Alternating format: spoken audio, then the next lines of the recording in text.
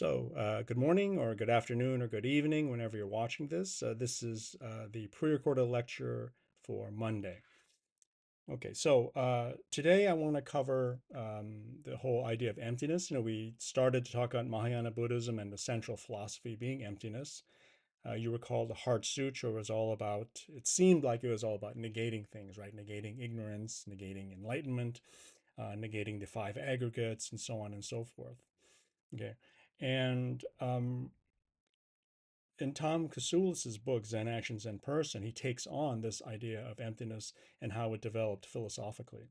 He also talks about Taoism as the so-called second strand. So the first idea of the philosophy of emptiness by Nagarjuna is the first strand, and the second one is Taoism.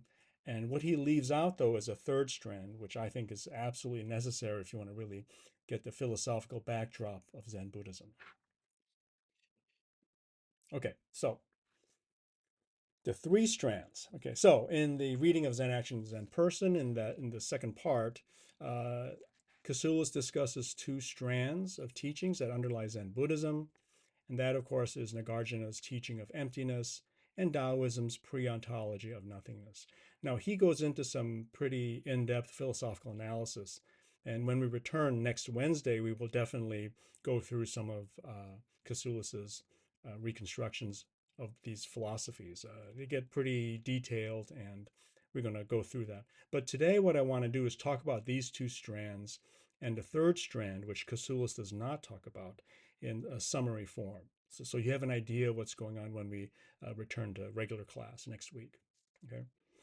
Now, Kasulis does not talk about what I would call the third strand of Zen Buddhism, and that's the school of Indian Buddhism called Yogacara, which simply means the practice of meditation or the practice of yoga.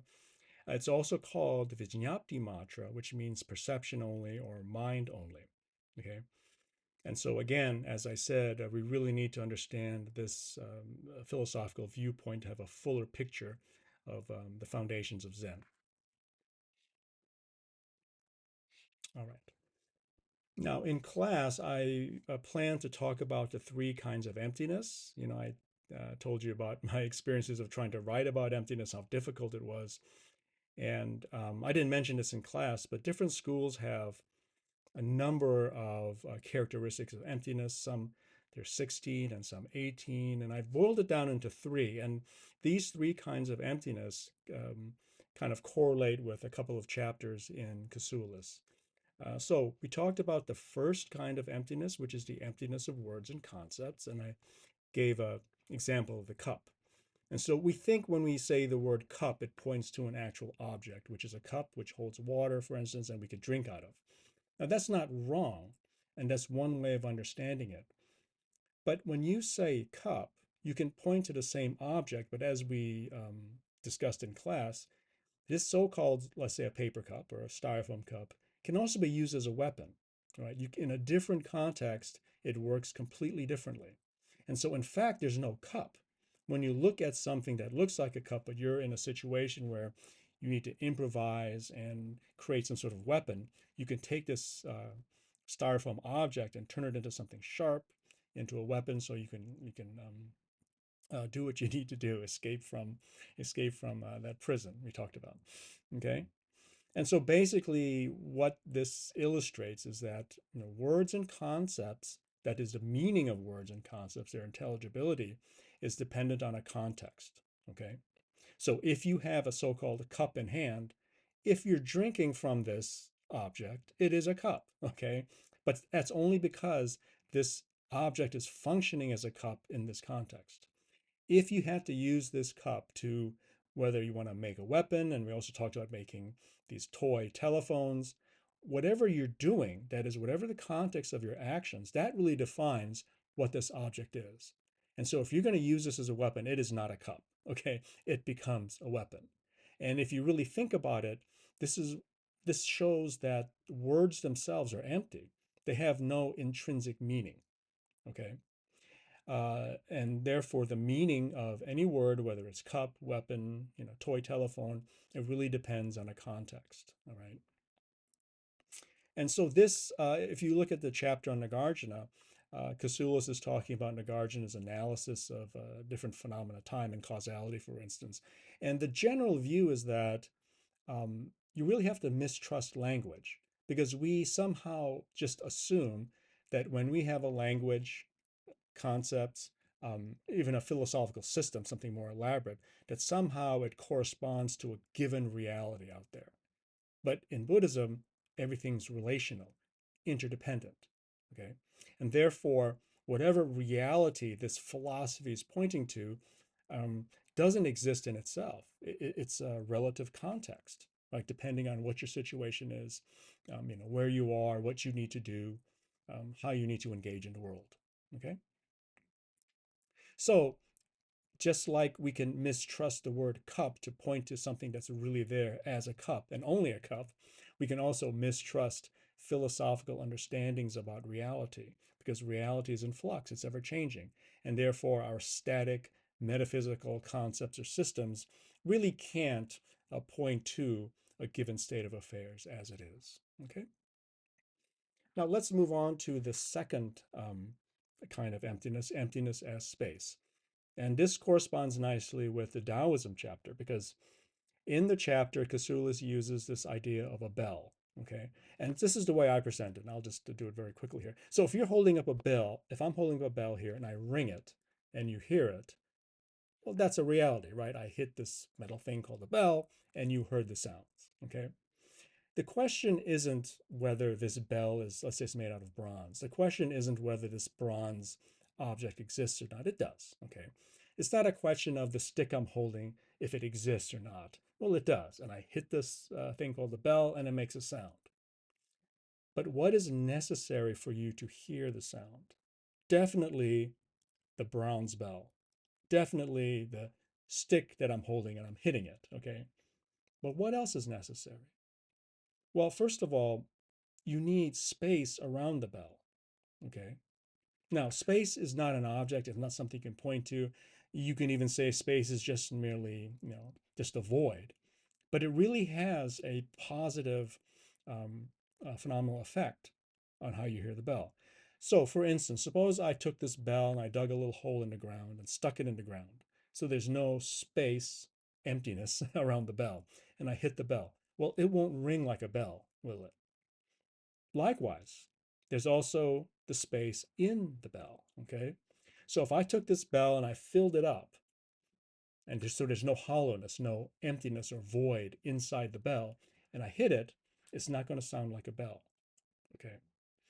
And so what's going on here is that emptiness is also um, the conditions of possibility for the bell to ring properly. And all that means is that the bell itself has to have space within it, and also the bell has to be surrounded by space for it to sound like a bell when I strike it. Okay. Now, Casullus goes on and talks about the absolute Tao and the relative Tao. We're going to go into that in more detail and explain it fully, but generally, you can understand it like this: that the ringing of the bell, the activity I'm going through of making a sound, and let's assume this is a beautiful sound because it's a very expensive bell, it's a well-made bell. Okay, that activity of the sound that you hear it, that's the relative Tao. And it's relative because you hear the sound when I strike it, and then the sound goes away. It comes up and it goes away. That's the relative Tao. The absolute Tao is the space, because whether or not there is a bell in this room, let's say, or outside in the backyard, the space is always there. And Casullus will say that's something like the absolute Tao, right?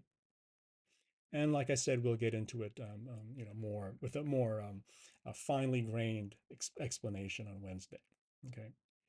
So the first idea of the emptiness of words and concepts corresponds to Casullus' chapter on Nagarjuna, and the notion of emptiness as space corresponds to Casullus' chapter on Taoism. Okay. Now, the third kind of emptiness I usually talk about is the emptiness of mind. And let me give you a very short story or narrative of what that really means. Okay, so there's this university professor he's a philosopher, and he studies Buddhist philosophy. So he studied Buddhist philosophy all his life. He knows the different schools, different concepts, the different metaphysical systems, but he's always searching for more knowledge. And so then he hears about this very wise, Zen monk who lives in a monastery like 5 miles away. So he wants to go there and talk to this monk to learn even more about Buddhist philosophy. So he goes there and he has an audience with this monk and they're talking. And every time the Buddhist monk explains some aspect of Buddhism, the professor, having all this vast knowledge, says, "Oh, I know that already." And it's like every single thing the Zen monk is trying to communicate, this philosopher, this academic of Buddhist philosophy says, "Oh, I know that already. Now tell me something new." And so the Zen monk smiles and says, "Well, let's stop talking. Let's have some tea." So he gives a cup to the Buddhist philosopher, this professor of Buddhism, and he pours tea into the cup. But he keeps pouring and pouring and pouring. And of course, what happens is it overflows. And so the professor's like, "Okay, stop, stop. No more tea will go into the cup." And he says, "Just like you have to empty your cup to taste my tea, you have to empty your mind to receive my wisdom." Okay. And so this is this idea that true learning and understanding and wisdom isn't with a mind or a consciousness that's filled with multiple concepts and complex metaphysical systems and philosophical ideas. That the true wise mind is one that is open, silent, and receptive. Okay. Now, when I say, emptiness of mind, it's not like being in a vegetative state. It's not like there's just no thinking going on. You're just passed out on your couch after drinking too much beer or whatever. Okay. It is really, it's active in a sense because you're really, really listening. Okay. Another example would be this. Let's just say you have a really good friend and she needs to talk to you about something very serious. Okay. And you agree to talk to her and to listen to what she has to say. But then you have these big plans for the weekend. You got to finish up an essay, and then there's a concert you want to go into. And so, as your friend is trying to talk to you about this important issue, you're distracted. You're thinking about the weekend. You're thinking about, oh, when am I going to get my essay done? And so, even though you're trying to listen, your head is filled with all these plans, and maybe you're anxious about getting things done. And that's a mind that is full. To really listen to somebody is to be openly responsive. That is, the mind is certainly silent, it's receptive, but it means you're actively listening. And that's what the empty mind refers to.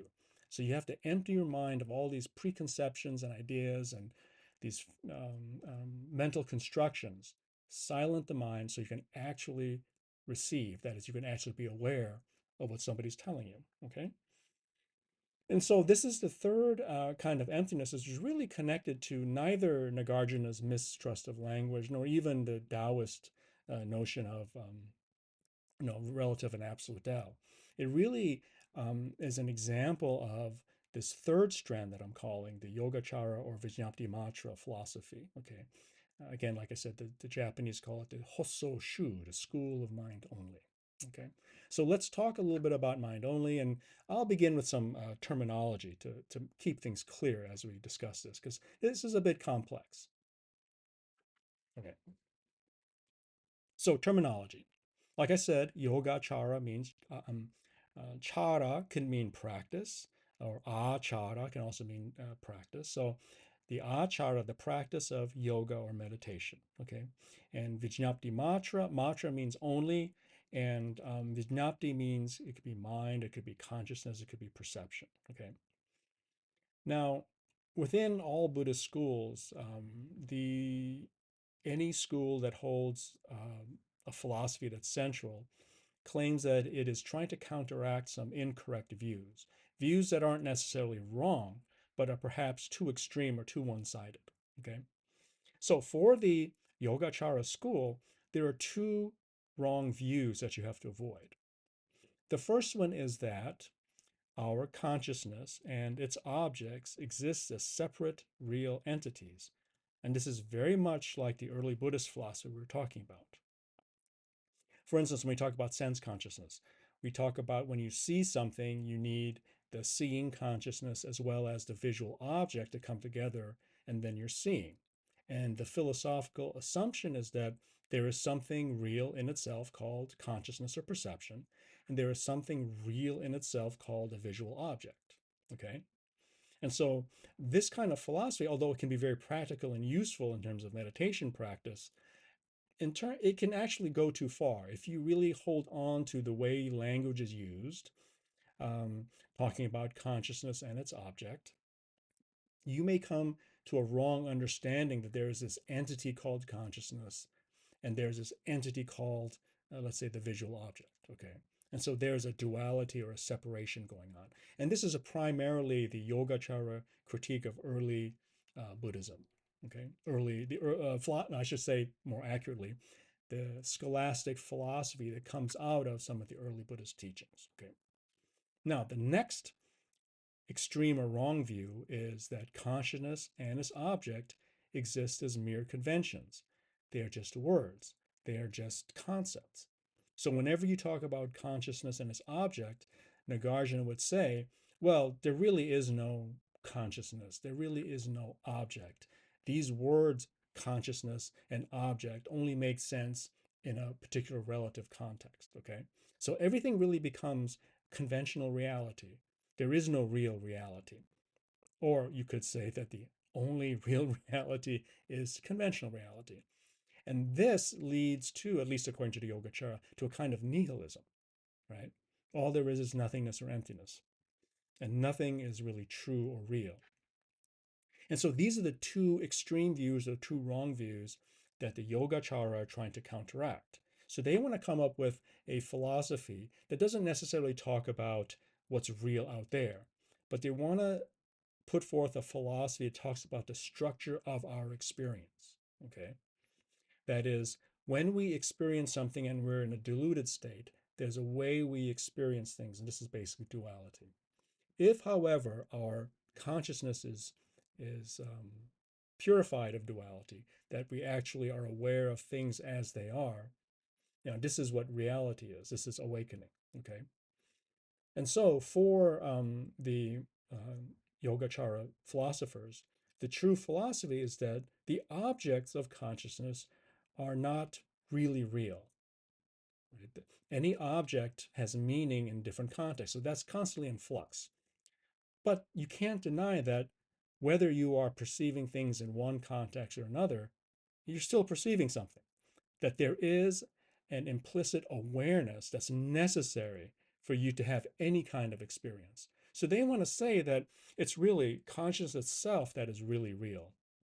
Especially if you go into the Buddhist notions of impermanence and interrelatedness and everything is in context.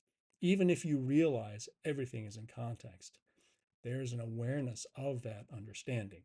And it's kind of subtle. And again, we'll talk about it more on Wednesday. So that's where they're going. Okay. That's the way they want to say that consciousness itself is the reality. It's not necessarily saying that we're living in a dream and there's no external reality. It's a different kind of philosophical emphasis, right?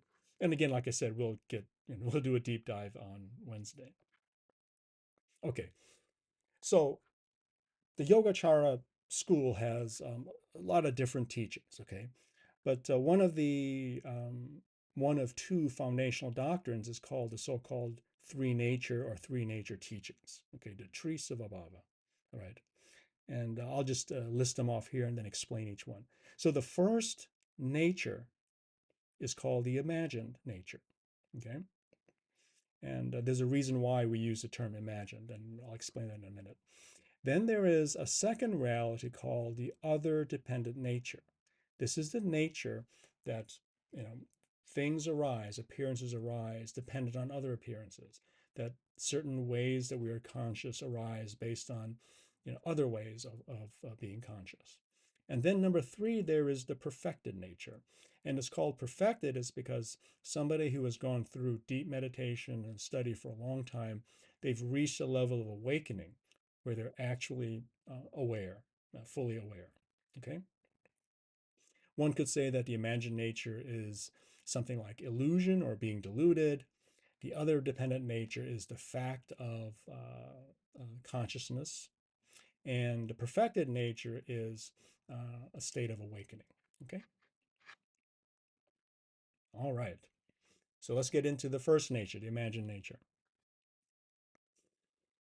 The Yogacaras claim that before awakening, before we become enlightened, when we're walking around perceiving things, our ordinary experience is based on duality.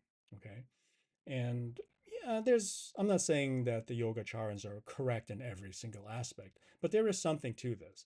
Like when you walk into class, you see your fellow students as being different from you. You see me, the professor, as being different. The chairs, the tables, the whiteboard, all that, all there's a whole experience of separation. You are a separate self walking into a room with separate individuals, other individuals, and separate objects. Okay. And the primary distinction in all our perceptions before we're awakened is that there's a distinction between the me, the experiencer, or the subject, and the things experience or the objects. Okay. Now, it's not simply that we naturally perceive things as distinct. This duality or this division between the experiencer and experience is really based on our preconceived ideas. And all our preconceived ideas are dualistic in nature. Okay. And furthermore, it's not just concepts, but our very language um, feeds into this dualistic thinking, right? So you're sitting in class, it's right before you start, and then you hear your stomach rumbling, and you tell the person you're sitting next to, hey, after class, I'm going to go to the marketplace and get some breakfast. Okay. Look at how language carves up reality. I, a separate being, I'm hungry. I am going to go to a different building, the marketplace, and get a specific kind of food. Maybe you get bacon and eggs or something. Okay. Now, it's not that all these are wrong. We're not saying that this kind of conceptualization is wrong, but it's more akin to a practical way of explaining to your friend what you're going to do after class. Okay. The problem is all these categories in language we think are really real. They exist in themselves. Hence, because of our language and concepts and because we perceive things dualistically, we live in a world that's imagined. All right. We live in a world of separate entities, separate events, separate engagements, and that separateness itself is merely imagined, according to the Yogacara. Okay? So therefore, we can say that the imagined nature is the realm of illusion. Now, we say illusion, it's not correct seeing, but also think about when you get anxious. You see yourself as a separate person, you're a student, you're majoring in math and computer science. You have this midterm exam on calculus coming up, and you're really anxious because you have to get an A. All right. Think of all the mental constructions that need to be going on and all the assumptions that these mental constructions are real that have to be going on for you to have this feeling of anxiety. All right. And so this is just an example of how the imagined nature works, not just in terms of how we explain our psychological states generally, but in any practical situation, you begin to see that this imagined nature is operative. All right. Okay. Nature number two. Okay. The other dependent nature. Now, this is called other dependent for a couple of reasons. First of all, because in our ordinary existence we perceive ourselves and the world as based on interdependent processes of consciousness. Okay, and there are 8 forms of interrelated consciousnesses. I'm going to go through them and then give you a concrete example to kind of explain. So 1 through 5, the 5 sense consciousnesses: seeing, hearing, tasting, touching, and smelling. All right. The fact that we can see, hear, taste, touch, and smell means that we're conscious. And this consciousness is reflecting our bodily perceptions. Okay. So that's 1 through 5. The sixth consciousness, now this is not the sixth sense, like telling the future and all that, but this is mental consciousness. So not only do we hear, see, smell, taste, and touch, we also have ideas, preconceived ideas, notions, projections. And so we have a thinking process that's going on along with our sense perceptions. Okay. Then the seventh consciousness is called the defiled mind. And this is the strong notion that we are a separate self, you know, in contrast to the world and other peoples. They're really separate, almost alienated. Okay. And then number eight is interesting because this is really called the subconsciousness.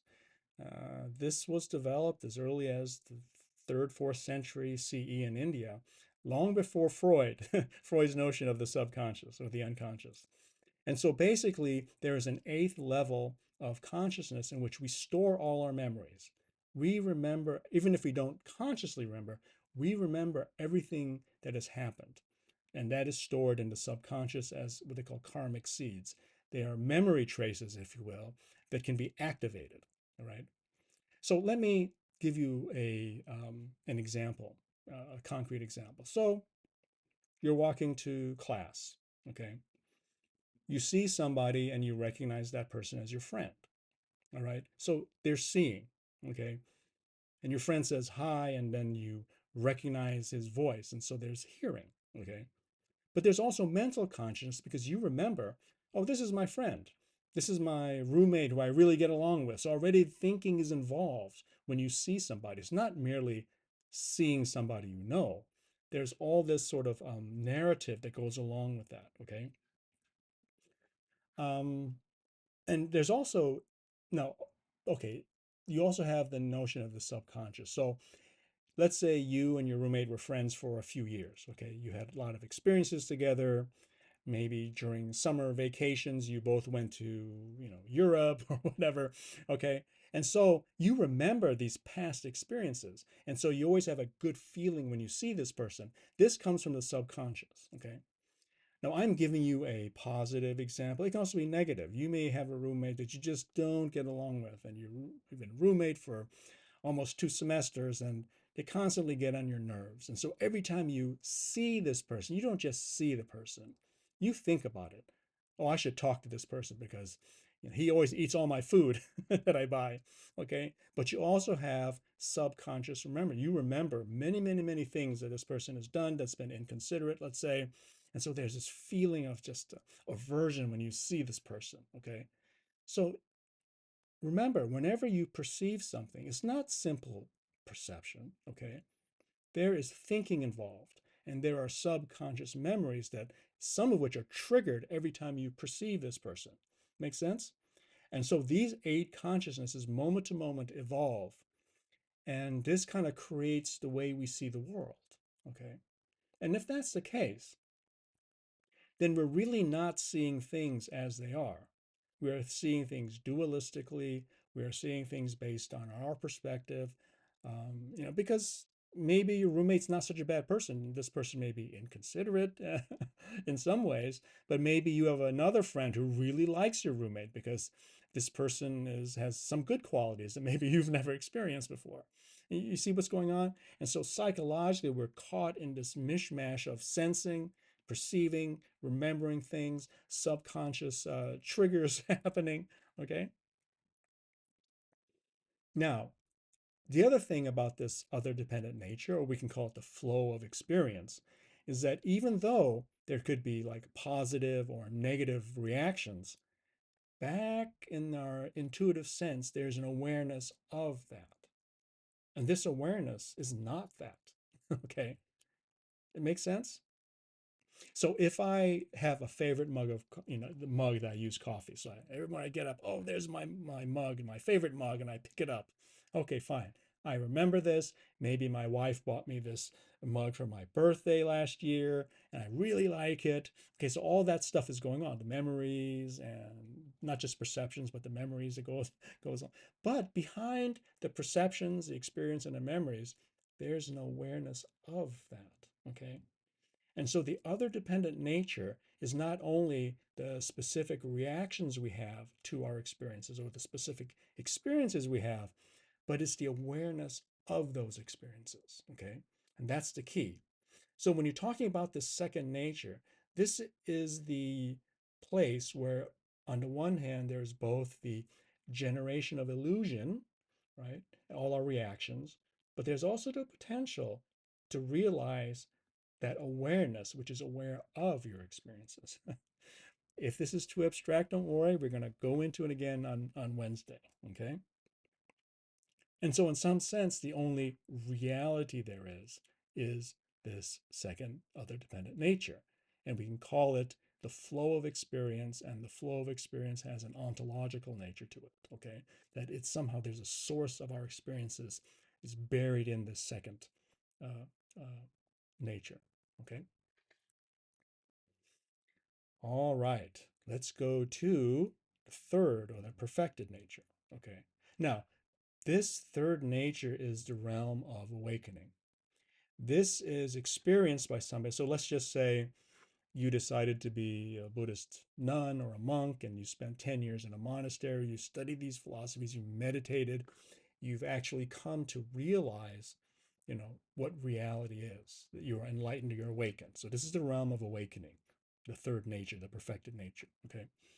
And these are the characteristics, unlike the imagined nature, which was dualistic, filled with concepts, structured by language.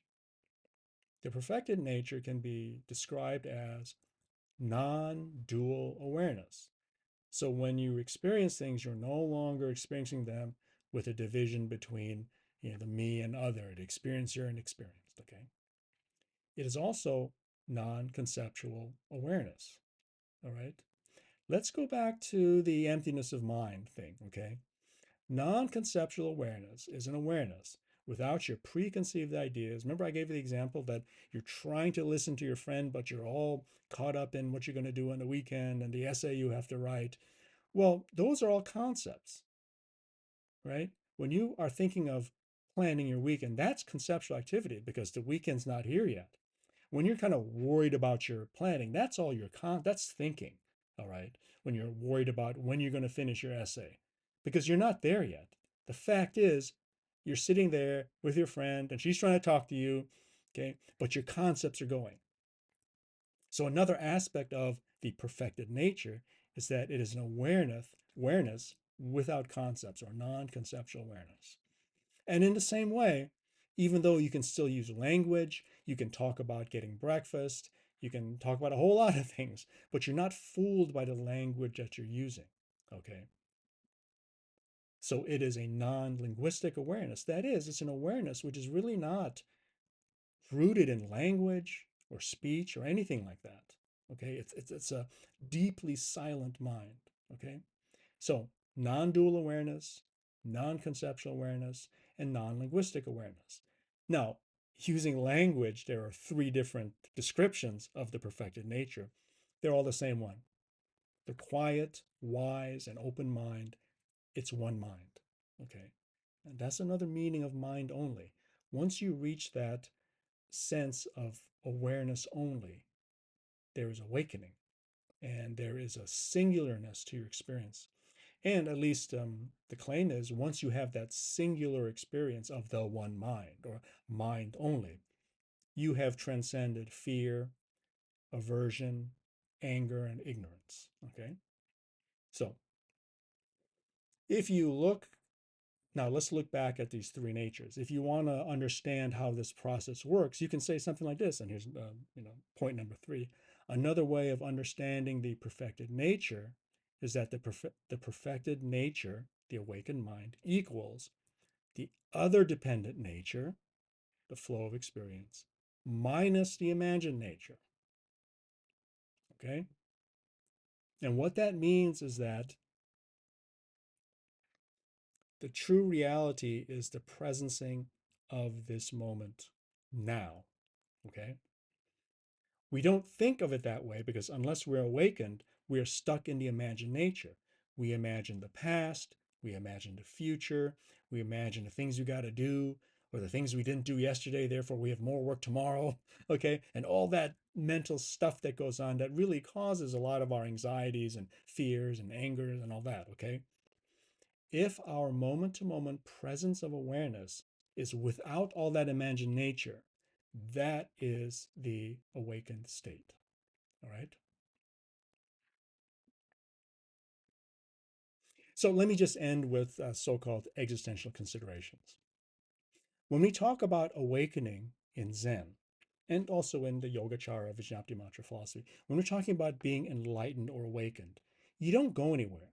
You don't ascend to a higher plane and dwell in some blissful heaven. You're here now in the concrete moment. You're here now. You are all in this moment, in whatever you're engaged in. Okay? So you're not escaping life.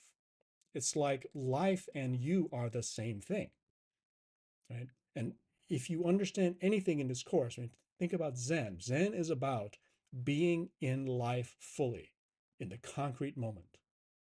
So when you're meditating, you're just meditating. And when the bell rings, you bow and you get up and you look at your watch and you have 15 minutes to get to class, okay, or to work. All right. Well, that's okay because in that moment, you're going to get ready. You're just getting ready. And the next moment comes, maybe 20 minutes later, you're on your way to class and you are walking to class, but you are just walking. Okay. There is a profound and radical oneness with life. That's what Zen is getting at. So, all this notion of detachment and non duality, it's the opposite of escape. And in fact, from the Zen point of view, they would say that when you're concerned about so-called the real world, what your future is going to be, um, that's an escape from life because what you do now is what is most important. Okay, and it's not pleasure seeking. It's not like you have to study these. Let's just say your calculus exam. I'm talking about the midterm. Okay, you have that coming up, and you have to study. If you're escaping life and if you're caught in the imagined nature, you're going to tell yourself, oh, I got all this work to do, but I'd rather go out and just get a six pack of beer and play my video games. That's escape. That's imagined nature. Okay. Or you may be so filled with fear of failing that you're going to, you know, you're going to have an anxiety filled 2 hours of trying to study this, the calculus for your exam, right? Both ways are not the way of Zen. You're right there, right in the moment. And when you're trying to understand some of these mathematical theorems, right, that's all you're doing. Make sense? So it's not like you don't plan for the future. Okay. It's not like but planning for the future doesn't fool you into thinking that that is what's real. All right. When you're planning, just plan. Just look at your week. You say, okay, I have this free time. I have these classes. I have a paper to write. And you can organize your time. But when you're organizing, that's what you're doing. You're simply planning. Okay. I hope that makes some sense. Anyway, I hope you all have a good weekend and I look forward to class on Wednesday.